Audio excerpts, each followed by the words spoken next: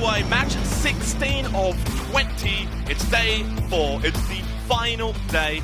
3 matches of Miramar, then followed by 2 matches of Erangel. Absolutely vital for Brazil to be in first place going into those last 2 games of Erangel. So they need a good start here for the final day. Yeah, I love what you're saying. Exactly what I was thinking coming into this is, you know, Brazil, of course, they know it. They told me it. I was talking to Sparky last night. He told me, he's like, we have to get this done on Miramar. We have to get, you know, try to get 20 points ahead of the UK so we could have a comfortable lead going into Erangel. So, you know, they've been really good. They've been our best team on Miramar, but they haven't been blowing the doors off the map like the UK is on Erangel. So, you know, today I expect to see more of the same from them. Just kind of smart, consistent early gameplay, looking for those kind of early center circle rotations where they're able to kind of lock something down. You know, they do reach out, though, a lot. I think a lot of people aren't, you know, realizing, really studying what they're doing. They are going out for kills when they're given generous circles, which, sure, they got from time to time. Every team does.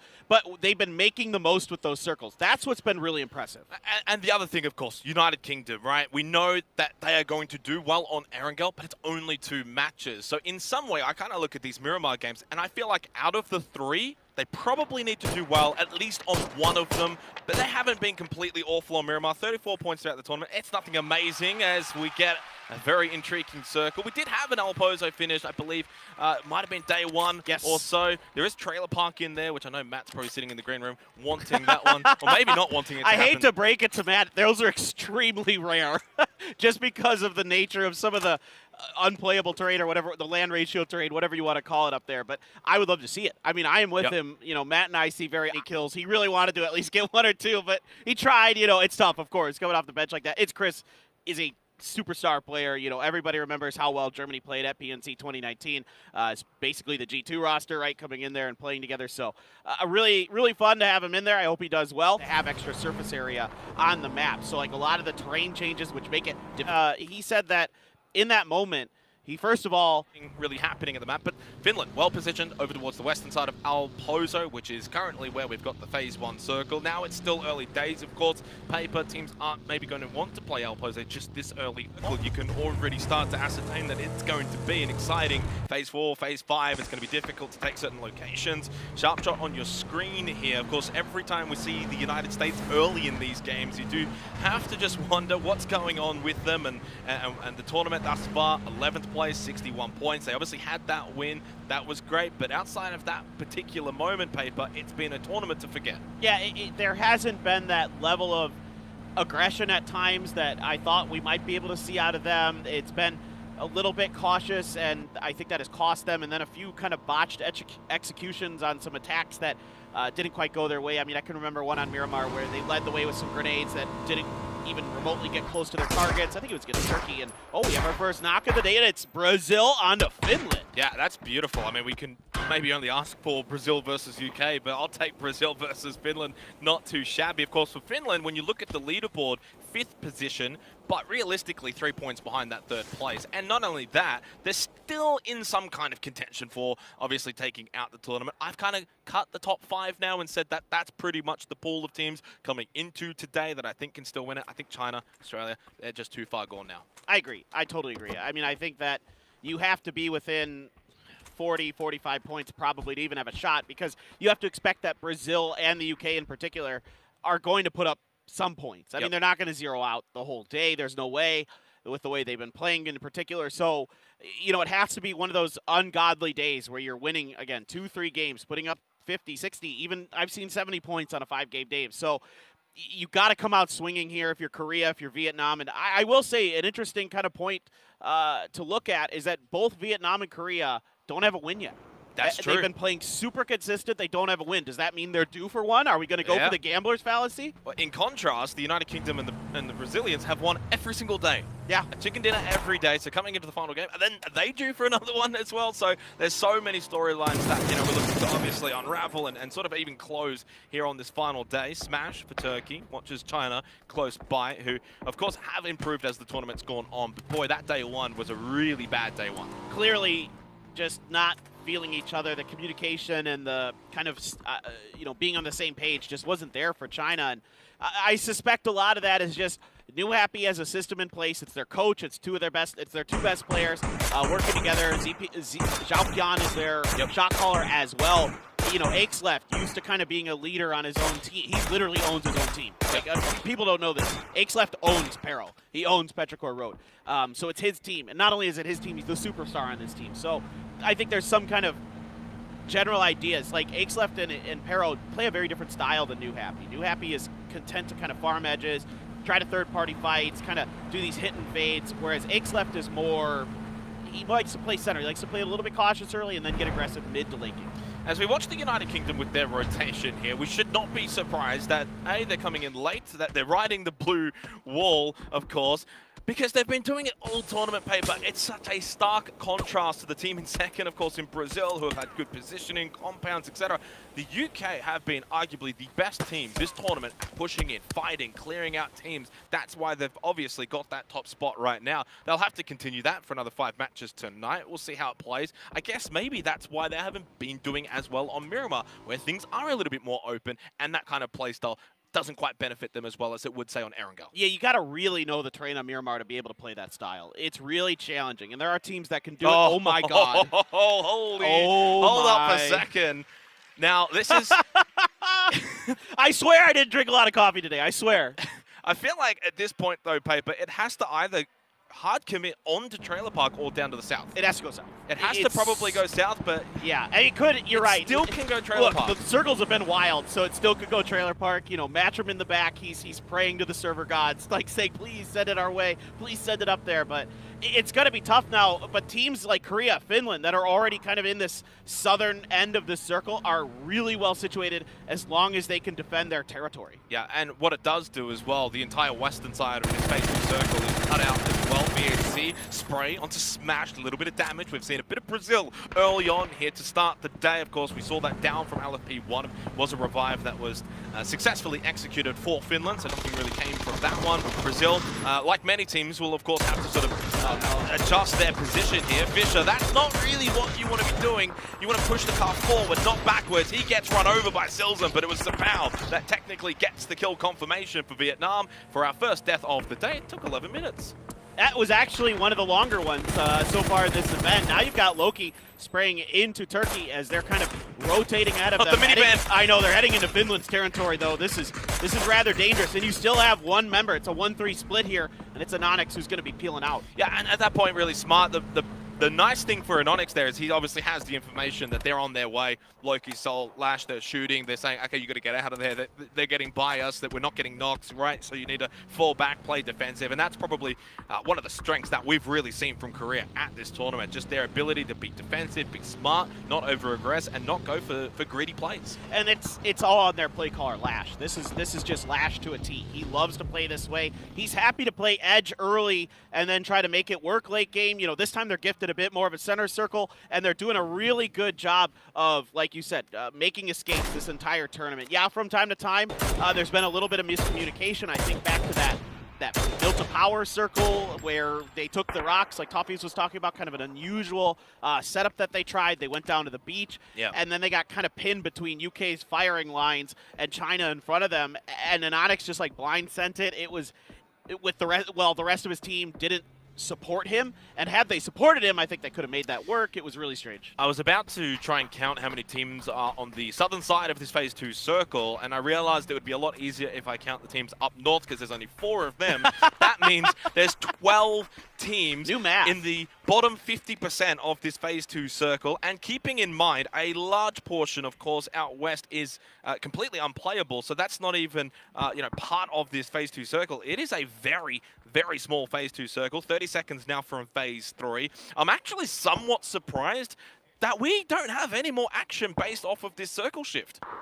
It is a bit surprising. I mean, I thought there might be some people kind of vying for some of the spots on Finland's mountain. You know, there is a little bit of room to kind of feel like you've got in there and you're comfortable, and then somebody swings around an edge and takes you out. China is just going to play the edges right now. They're splitting into sort of a 2-2, it looks like, that. but it's Brazil ahead of them. Circle's about to pop. This is going to be very, very interesting. It could go hard. Okay, it does go hard south, but it goes really southwest. Yeah, very. And hence the west part of that south, right? You can see, again, how much is unplayable. I kind of want to say like 35–40% of this is basically unplayable for Phase 3. Now, China and Brazil, they're going to have to fight, and they're not the only ones at this point, Paper. I feel like half the lobby is going to have to fight to get into this next circle for Phase 3. Yeah, absolutely. This is an absolutely garbage circle. Like, let's just call it what it is. I love it. It's garbage, but I love it. China, yeah, they're going to have to do something, either breach through Brazil or find a way to rotate around them. And if you rotate around, you've got all these teams backfilling towards the Vietnam battle line. I love this, though, from Germany. I think you almost have to hard commit onto this compound. Oh, Duckmai, good angle, catches Pains. I still like this, though, from Germany. This is probably the right play for the longevity. It just, you know, it's not ideal that they've lost Pains. Otherwise, everything else, pretty good. A lot of teams are going to have to make hard decisions here. You know, there is going to be some losses, some teams that have to crash compounds. They have no other hope. Germany's only going to lose one in this. They're going to take kind of a half-half split here with Vietnam. Haisaki did get knocked in the midst of all of this, so Vietnam going to have to find a way to get over to the building. So China, it looks like they're going to try to leapfrog ahead of Brazil, but this is dangerous. Ooh. Yeah, and this is, of course, going to mean we're going to be seeing a lot more action for the fact that we've still got half the lobby not inside of this circle. Ming crashes his vehicle, and that might be his demise. Don't see him getting away from that one. And not inside of the circle, I'm not entirely sure, can't quite see it from the minimap feed that we've got. But Aixlef, Xiao Bian, Xiao Lu, they all make it to safety. They're in. And yeah, Ming, not inside of the circle. Car has flipped over. Keenan now should get this down onto Kid X. Indonesia driving by somehow. Kid X stays alive. Not entirely sure how. Now we go up north. Thailand gatekeeping Australia. All right, Nuren's here trying to pepper Australia a bit more with his SKS. Has found a decent amount of damage. Reinforcements now arriving for the Thai squad as he does get another shot to connect. He can kind of just barely see parts of them through the smoke at times, but now the movement has to happen for Australia. They have to get out of this position. It's Finland up on top. Yeah, and Corexi actually helping out Tiggleton there, and he was able to get away. Australia did have Luke 12 get knocked down. I'm not sure if he's going to be able to get revived. VHC finds the down onto RDK, which Haven is able to convert, brings the gap to 8 to the United Kingdom as Indonesia wave goodbye. They're the first team out here for our first match of the day. Finna knocked down by H-Win, and I think H-Win's got a little bit more work to do here to deal with Canada. Yeah, 2 big points fall into the hands of Brazil early here to catch them up and win. Just going to get shot in the back there by Keenan with the mini, so he is down on the ledge. Meanwhile, Finland being attacked up top by Chinese Taipei. Grenades out, Corexi trying to hold the line. He's switching back. Yes, gets knocked down, and Chinese Taipei push forward, kill Corexi. Finland lose a player. Leo's able to confirm that one. Now into Phase 4, and it, of course, does shift away from the unplayable terrain over towards Argentina, Korea, for example, and Brazil, just outside of the circle. If they push in, if they wipe China, that's going to be a good spot for them for the long haul. Kickstart, nade, throws it, does it bounce? No, bounces too far away, and it was thrown over the top of Canada. Keenan has one nade in his hand, throws it back the other way, up top, doesn't find what he's looking for as Adam gets knocked down by LFP1. Yeah, Canada could use a few smokes there. Now Thailand trying to mountain goat their way up, but Mao Rush up and over, takes a big chunk of damage. A grenade from Janky who's going to land on top of him. That's Gleeza trying to get down off of this, but Yamli just in time with the M4 spray, going to get the knock. Good push forward. Didn't have a nade, but Leo does. He could throw this down. Thailand actually just getting into the vehicle. Balmoth and Janku sending it out of here. Straight towards Monty. Needs to find 2 kills here, but he just doesn't have a chance to even peek. What a shot from Balmoth, and what a play from Thailand, but it's now only Janku that's left, and he cannot survive. Flood takes him down. Australia find the kills, but they do lose Monty for it. Now just down to Flood. Yeah, the edges sometimes not kind to Thailand in this event. They were great that one game yesterday. Other than that, it's been difficult. Japan now trying to defend UK. Run AXB going to throw some utility out. USA cleaned up by the combined fire of Canada and Korea. Now Vard did get the knock onto Luna. Polly and others trying to keep the cover, doing enough damage to put Fex back behind the house. Grenade going to be out. That might be good if Fex pushes that corner. Yeah, but Michael's got a very good angle, but Leo has probably the best angle. Germany get taken down by Vietnam, so they successfully defend their compound, which they were in, obviously, from basically Phase 1. So Vard, Fex, Michael still alive. They lose T-Bone, but they've got 1 kill. Whereas Brazil, update for them, 4 kills inside the circle and could be pushing onto a wounded China who only has the 2 players. So again, Miramar shaping up to be a good result for Brazil, 6 points behind the United Kingdom. Yeah, Tiggleton going to go down to the blue there as Canada still trying to work their way in on this edge, but you can see out in front of them is a long, flat plane that's going to be rather difficult. They've got a hill for now, but I don't know if they can get to that next one safely. A lot of teams are going to be watching it. Michael did get taken out. It's actually Leo from Chinese Taipei who's helping out Japan a little bit there. And now Brazil making it rain. They aren't going to pick up that point. It's actually going to be Diggory from Finland getting it, but again, Canada just has such a difficult situation in front of them. Yeah, and big for Diggory to deny that point, not only to allow Finland to get a kill point there, but of course denying it away from Brazil. Shiva almost catches Vard, but he's able to get inside safely, can heal up. They did lose Michael though for good, so now it's only Vard and Vex left alive for the United Kingdom. Tried to fire back to Shiva, and somehow they survived that nade. Must have been on the outside, and Shiva obviously did not really take that much damage. UK in a world of hurt here going into this next circle for phase number 5. They have to push out. That was clean though by Vard. Vex tries to check the close angle. Unfortunately though, Vard falls to the blue, and I think United Kingdom might be falling as well. That was a disgusting spray from Vard. And all right, this circle doing really odd stuff. I mean, let me put it this way. If you run 10,000 games of PUBG in the esports mode, only about 2 are going to end somewhere in this circle. That's how unusual this is. This is almost island levels of unusualness. So it is certainly unique. Very much so. I mean, I'm not going to lie. I don't know a ton about this part of the map because games so rarely end here. Okay, big moment here. Glorious has pushed up for Vietnam, and they've been aggressive in the past at this tournament. If he finds a knock, maybe he can throw Brazil off. But more importantly, if Brazil don't see him, if they don't clear that position, he could do a lot of damage to our team in second. VHC getting close. LFP1 is a little bit further up the hill on the terrain. So it's only VHC close by, Haven to the south of Glories, and of course the rest of Vietnam all still alive except for one. So a 3-team Vietnam. So Pau, Duckmite further at the compound, Glories up close. Yeah, Glories just has to worry about Haven first, and he hears the footsteps, just going to wait it out. Brazil not comfortable to push over just yet. I don't think LFP1 can see Glories from that position, certainly not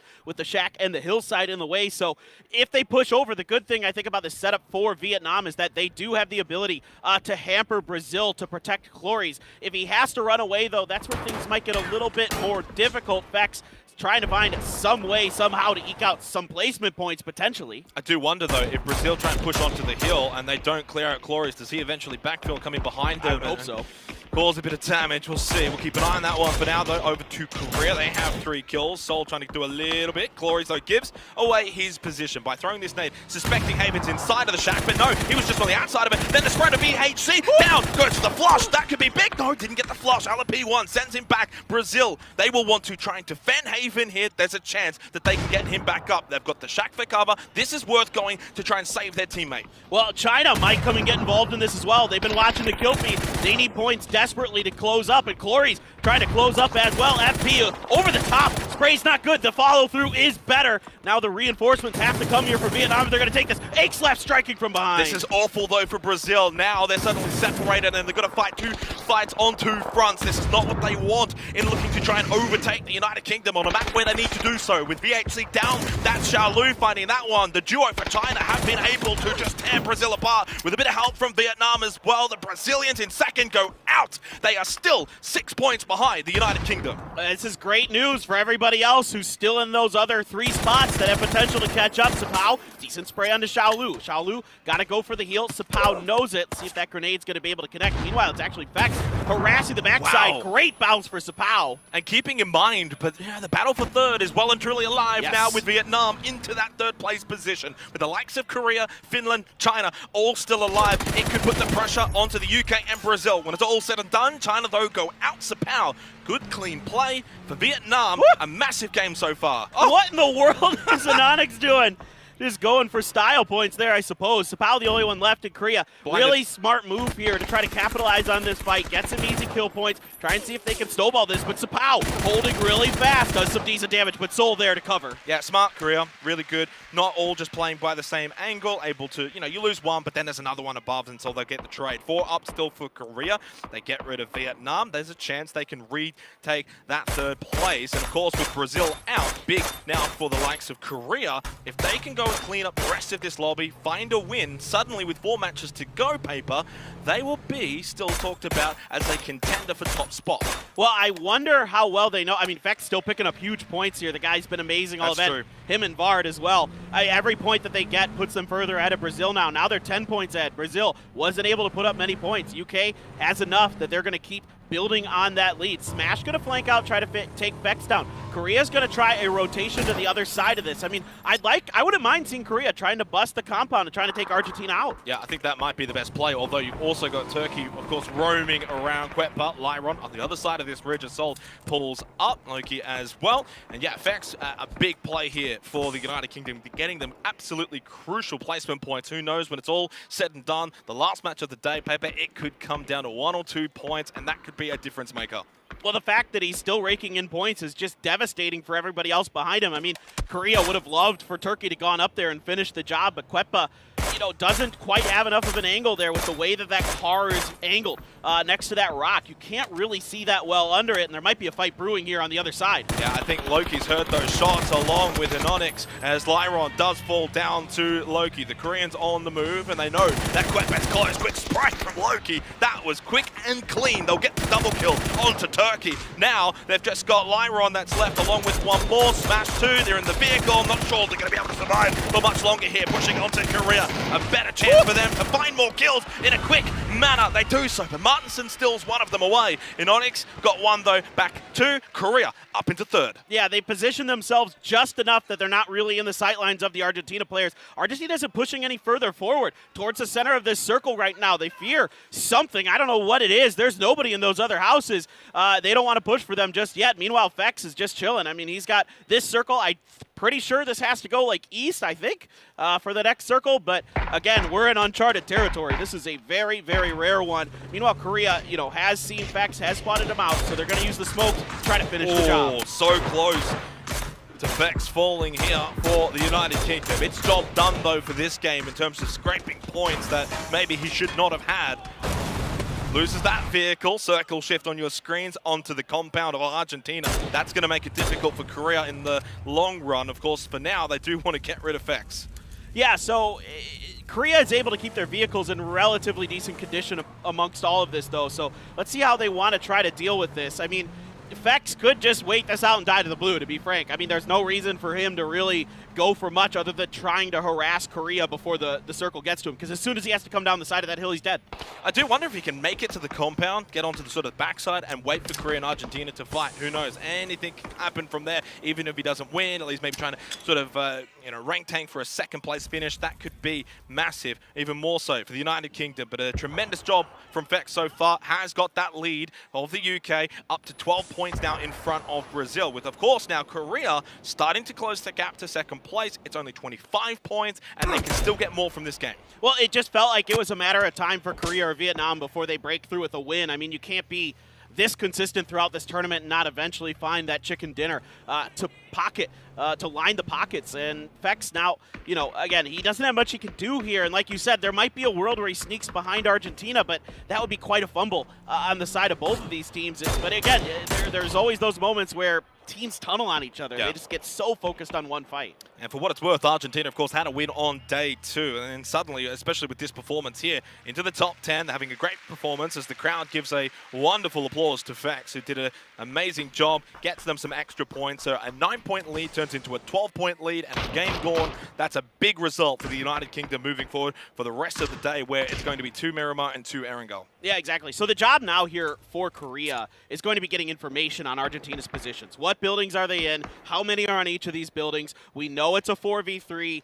Right now we've got enough of a ridge that we don't have to overexpose ourselves. Let's not try to take too much damage. Keep those helmets and vests as healthy as possible. Next circle, I don't know what it's going to do. Could go anywhere, I suppose. And, just try to kind of hope that the circle drifts your way so you don't have to crash these compounds that Argentina's in. If they have to leave, you've got a great situation ahead of you. Korea searching for their first win of the Pubg Nations Cup, and honestly searching for a little bit more too, because if they can find this win, get the 3 kills, suddenly the pressure that they can apply to Brazil for that 2nd place, and who knows, maybe 1st as well after that, could be a Met, and they get a huge circle shift paper for phase 8 moving forward. Now their chances of winning this game increase dramatically. Yeah, if I know Korea Korea, they're going to fan some players out as best they can to try to, again, encapsulate, create a concave around Argentina's position to harass the heck out of him, because Argentina has to leave that compound probably sooner than Korea has to move, so it's going to be rather challenging for them. There are probably going to be a fair amount of smokes in the bag for Argentina still, enough that they're going to be able to make a run at it, but again, it's wide open space in the middle of this circle. There's a road, there's a little bit of a defilade on Argentina's side. That's about all you got. Keeping in mind, though, of course, Argentina just down to the 3 players. If someone gets knocked on the way out of that compound, it forces a 4 versus 2. Martinson trying to find Loku, gets to the tree, and of course has that vehicle there for cover. Great, inside of the circle. That's step 1. Not only the position, but the angle he will have looking into the compound too. Big result here for Korea. And what's weird is it's actually pretty important what happens with this truck when it blows up. Like, how much cover is it going to leave Loki in that position? Silzen smart here to blow it up, because if it bounces in a funky direction, then Loki has a lot less cover to work with. And I really like what Argentina's doing here, being proactive in this late game scenario to make things potentially more difficult for Korea. Meanwhile, the other 3 grouping up for the push. This is pretty quintessential Korea here. I wouldn't be surprised if they just try to, again, encapsulate Argentina's position. I don't expect them to crash. This is a critical moment, though. Going into Phase 9, if Korea have all 4 alive, I favor them greatly. They'll get some more cover here as well. Of course, Argentina, they don't have to leave the compound just yet, but they're not finding these knocked. That vehicle, of course, now no longer really that great for cover, but for Argentina Phase 9 paper, they will have to leave these compounds, and when they do so, they're down a player, they're running out to the open, they're going to have to rely on smokes. It's not going to be pretty. Center circle's right on the middle of the road as well, and there's, again, a lot of angles that Korea's going to have to watch these exits. I mean, Silzen and Alri, they might be able to get over here, but again, Loki and Soul that are on the other side by that, I don't know what that is, the race course like checkpoint, they have the opportunity to potentially see this, so it is going to be a little bit challenging. Right now, though, nothing coming to a head. Both teams with a stalemate. Of course, Korea have the advantage in terms of the numbers, but if Argentina find an early knock, then it brings it back to a 3 versus 3. Korea will have to move away from this soon. Ali, can he find the knock? No. Loki lands a tag back the other way. And now he'll force out the med kit. I like that. It's like the backwards, like already, it's good. Oh, man, I mean, this is so challenging for Argentina, and I mean this in every way possible, not just the numbers situation, but just the way that Korea's maneuvered themselves inside of the circle. He's in trouble. I think Lash K might be in trouble here. He's on the edge. Yeah, you're right. He's right on the edge of the blue.